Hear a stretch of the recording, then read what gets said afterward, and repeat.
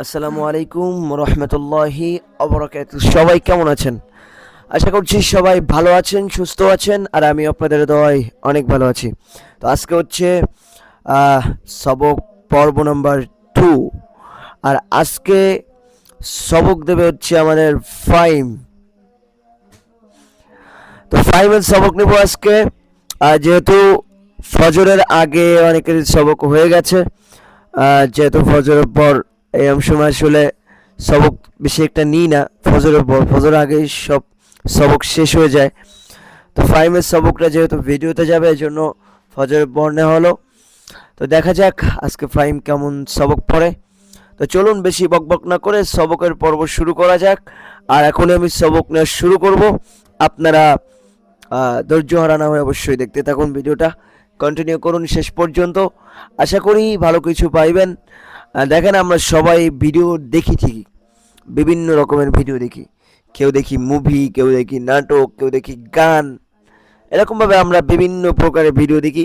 কিন্তু দেখেন, এইসব ভিডিও আমরা ইসলামিক ভিডিও খুব কম দেখি। ইসলামিক ভিডিও আমরা বেশি একটা দেখতে চাই না, কারণ ইসলামিক ভিডিওতে মজা তামাশা তো নাই, তাই না? দেখেন, কোরআন তেলাওয়াত শোনার ওপর মজা আর পৃথিবীতে কিচ্ছু নয়। ঠিক আছে, তো যাই হোক, আপনারা শুনতে থাকুন। চলুন তাহলে আমরা ফাইমের সবকটা একটু শুনে আসি নাকি? ফাইমের أعوذ بالله من الشيطان الرجيم. بسم الله الرحمن الرحيم. أولم يروا أن الله الذي خلق السماوات والأرض ولم يعي بخلقهن بقادر على أن يحيي الموتى بلى إنه على كل شيء قدير. ويوم يعرض الذين كفروا على النار أليس هذا بالحق قال فذوقوا العذاب بما قالوا بلى وربنا قال فذوقوا العذاب بما كنتم تكفرون. فاصبر كما صبر أولو الأزم من الرسل صبر أولو العزم من الرسل ولا تستعجل لهم كأنهم يوم يرون ما يوعدون لم يلبثوا إلا ساعة من نهار بلاغ فهل يهلك إلا القوم الفاسقون.